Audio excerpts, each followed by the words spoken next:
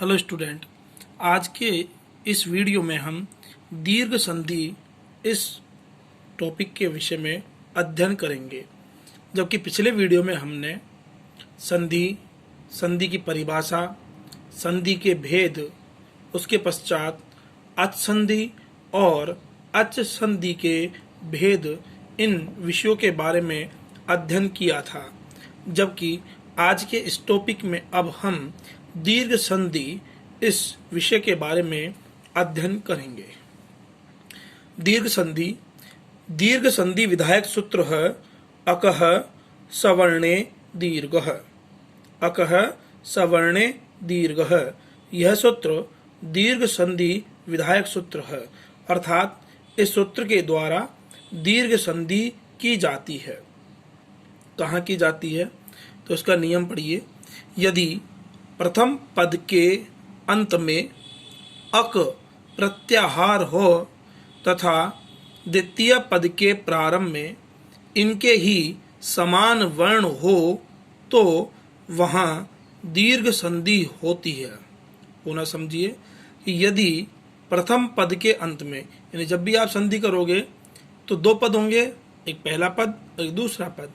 तो ये कह रहा है कि प्रथम पद के अंत में, यानी पहले पद के अंत में अक प्रत्याहार होना चाहिए तथा द्वितीय पद के प्रारंभ में इनके ही समान वर्ण हो तो वहां दीर्घ संधि होती है। अब हमारे सामने दो प्रश्न हैं। एक तो अक प्रत्याहार क्या चीज है, दूसरा समान वर्ण का मतलब क्या है।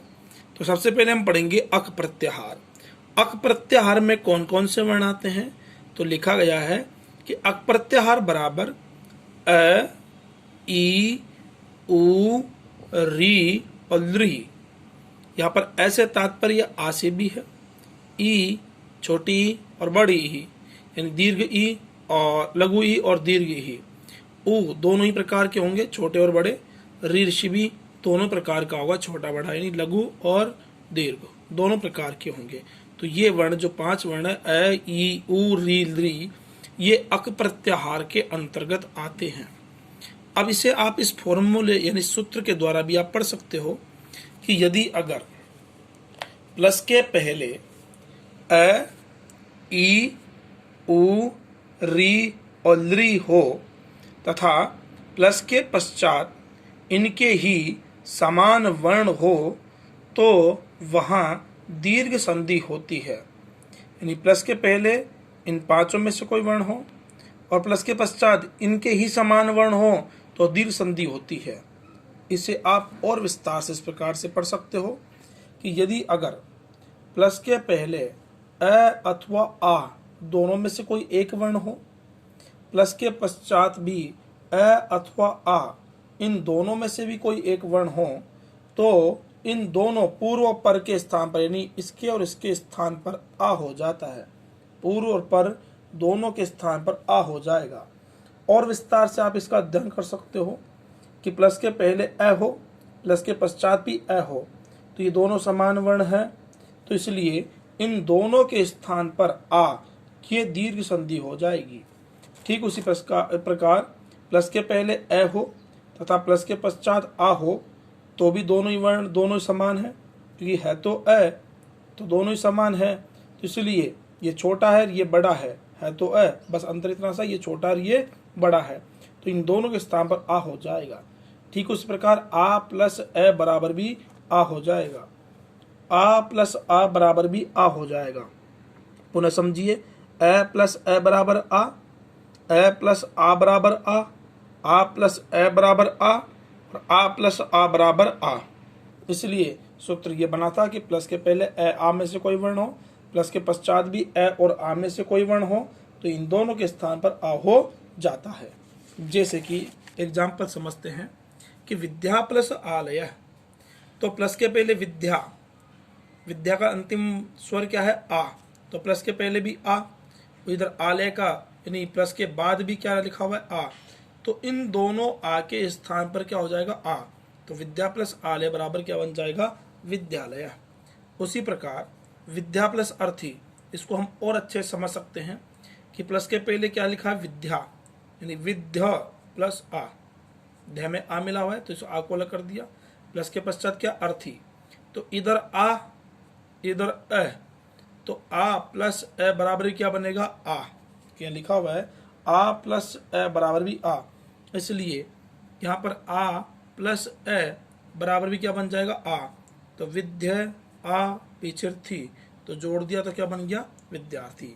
ठीक उसी प्रकार दैत्य प्लस अरि बराबर दैत्यारी, हिम प्लस आलय बराबर हिमालय। पुनः समझिए अगला नियम कि प्लस के पहले ई अथवा बड़ी ई, कोई सी भी हो, छोटी या बड़ी है तो ई, प्लस के पश्चात भी कोई सी भी ई हो तो इन दोनों के स्थान पर दीर्घ ई हो जाता है। जैसे कि हरि प्लस ईस बराबर हरीश, नदी प्लस ईस बराबर नदीस, रवि प्लस इंद्र बराबर रविंद्र।